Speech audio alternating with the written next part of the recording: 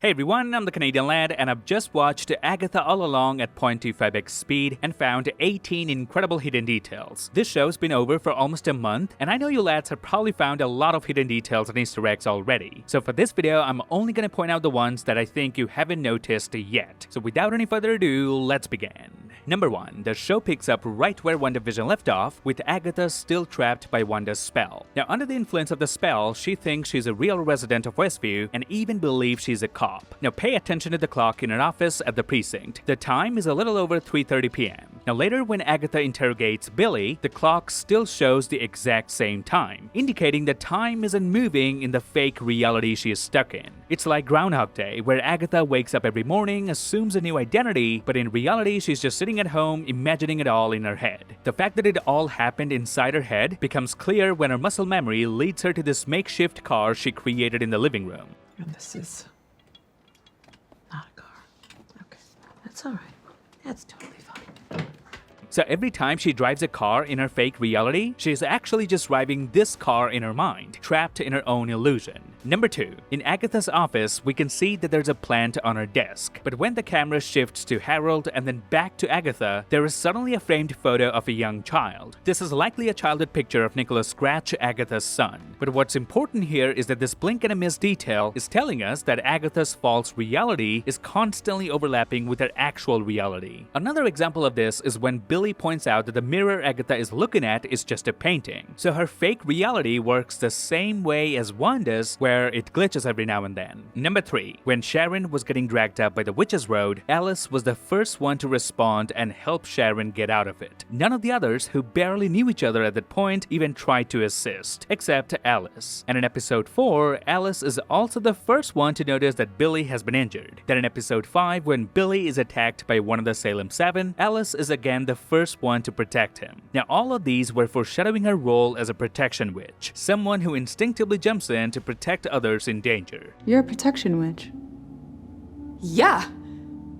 You died protecting someone. Number 4. The library card found on Jane Doe's body spells out Darkhold, which Agatha was about to figure out. But pay attention to the author's name, Andrew Ugo. It's actually an anagram for Wandagore, the mountain where Wanda supposedly died, and where the Darkhold was created. Number 5. The dates on the library card aren't random either. February 16th marks Elizabeth Olsen's birthday, August 28th is the birthday of Marvel comic book legend Jack Kirby, while December 28th is Stanley's birthday. And as for June 2nd, well, that's Kevin Feige's birthday. Number 6. When Agatha and Billy go off to assemble a new coven, they come across the foundation of Wanda and Vision's house, the same piece of property that Vision had purchased for Wanda and himself. But after everything that happened in WandaVision, it seems like some people have spray painted Evil Witch and Wanda's Scarlet Witch mask on the foundation. Number 7. In episode 4, when the record player starts playing backwards, creating a creepy demonic sound, everyone covers their ears except Rio, foreshadowing her character Death, where regular threats don't affect her at all. Number 8. After Billy went unconscious in episode 4, Agatha stayed by his side the whole time. Now, if you think about it, the reason she couldn't take her eyes off of him is because she lost her own son while he was sleeping. And at the time of this episode, Agatha still believed that Billy might actually be her son, so she didn't want to make the same mistake she made with her son. Which brings me to my next detail, number 9. The entire time Billy was unconscious, the Witch's Road didn't progress. And here's what I mean by that. We learn at the end of the show that the Witch's Road actually doesn't exist. It's all a creation of Billy's mind. So when he was unconscious, there was no one left to conjure the next trial in the road. As a result, the witches had to just sit around, share stories, and wait for Billy to wake up. And as soon as he woke up, the Salem 7 infiltrated the Witch's Road, which Billy unknowingly brought into the road from the real world. Number 10. In episode 5, we see Agatha's mother returning back in the form of a ghost. And then Rio says, That is a ghost. I hate ghosts.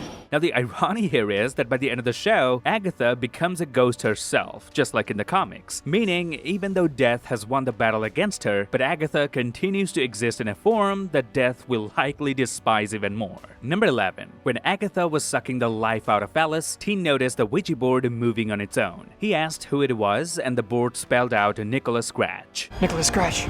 But notice what he does next. He moves the Ouija board's indicator to the letter B and just leaves it there. This is foreshadowing foreshadowing Teen's true identity as Billy Maximoff. Number 12. In episode 6, we see how Billy survived by transferring his soul into the body of a dead William Kaplan. Now notice in the scene where he looks into the full-length mirror, trying to accept his new body and identity, there's actually another mirror above the wardrobe, giving us a second angle of Billy's face, depicting he now has two identities, Billy Maximoff and William Kaplan. Now for a show like this, where every bit of the set was built with intention, I don't think this second mirror is just a coincidence, especially since director Ganja Monteiro precisely positions Jolok so his reflection appears in both mirrors, making it clear that this is a carefully planned hidden detail underlying Billy's two identities. Number 13. When Billy tells Agatha that he doesn't know how he ended up in William Kaplan's body, she responds with, "You never do." I know how I did it. You never do. Just like in WandaVision, where Wanda tells Pietro that she doesn't know how she created the hex in Westview. How'd you even do all this? I don't know how I did it.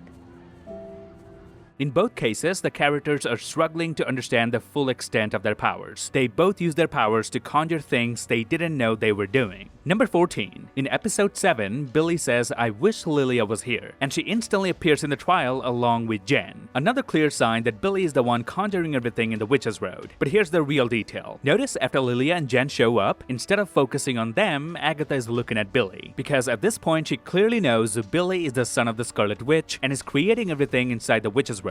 So Lilia and Jen's appearance isn't just random. They only appear because Billy's mind brought them there, which is why Agatha's attention is fixed on him. Another example of this is when Lilia tells Billy that he has enormous potential and the ability to turn all of his goals into reality. You have enormous potential and the ability to turn all of your goals into reality. Notice how Agatha glances at Billy as soon as she says it. She did this because Lilia is basically confirming that Billy does have reality-altering power. Number 15. For the final trial, Agatha, Billy, and Jen circle back to their shoes from the beginning of the Witch's Road. Agatha makes a joke that Billy should have the shoes of their dead Coven members bronzed. Now later in the episode, we find out that Billy has exactly 3 shoes bronzed in his room. Now an argument could be made that because Agatha planted the idea in Billy's mind, that's why he conjured these bronze shoes in his room. I know it's supposed to be the other way around, but I'm just saying. The idea is that Billy took inspiration from his own room and belongings and used that to design the Witch's Road. Does that mean these 3 bronze shoes forced Billy to kill 3 members in the road? Or does Agatha saying he should have them bronzed caused him to conjure them in his room? I'll leave it up to you lads to decide. Number 16. In episode 8, Death almost told Agatha that the Witch's Road doesn't even exist, but Agatha stopped her. This walk with another woman's son? On a road that doesn't even... What's interesting is that Death has told nothing but the truth the entire show, and yet we kept guessing what could be the ending. I love how they kept foreshadowing the ending in almost every episode. Number 17. The dying boy Billy chooses to transfer his brother Tommy's spirit into is wearing gray and blue shoes with a small S on them. This could be a nod to Tommy's superhero identity in the comics, where he goes by the name Speed. Number 18. We learned that Nicholas Scratch was never meant to be born alive, as Death came to claim his soul while he was still in Agatha's womb. But Agatha struck a deal with Death where she would feed hundreds if not thousands of witches to death in exchange for Nicholas's life. And we know since the days of WandaVision that one of Agatha's powers is absorbing other witches' abilities. Now hear me out. Could it be possible that Nicholas Scratch was meant to be born with powers, but unbeknownst to Agatha, she was siphoning powers from her own unborn son, which is why he was supposed to be a stillborn? And perhaps that's why Death had no other choice but to take his life anyway. It's like a paradox. The very womb that created Nicholas was also the thing that was killing him from the inside. It's just a theory I had ever since I watched the finale. Let me know your thoughts about it. And that's it. This would be my breakdown of Agatha all along at 0.25x speed. This show cost Marvel Studios only $40 million as opposed to $225 million for She-Hulk. Goes to show for art and entertainment, good writing matters the most. Episode 7 of this show was better written than the entire series of She-Hulk. And now I wonder what we could have gotten had Marvel hired good writers to write She-Hulk. This is how you write a women-led show. Agatha all along is probably one of the best things to come out of Marvel. And Catherine Hahn is a gift to the world who just keeps giving. And with that, I'm Kevin Hart, and I'll see you lads in the next one.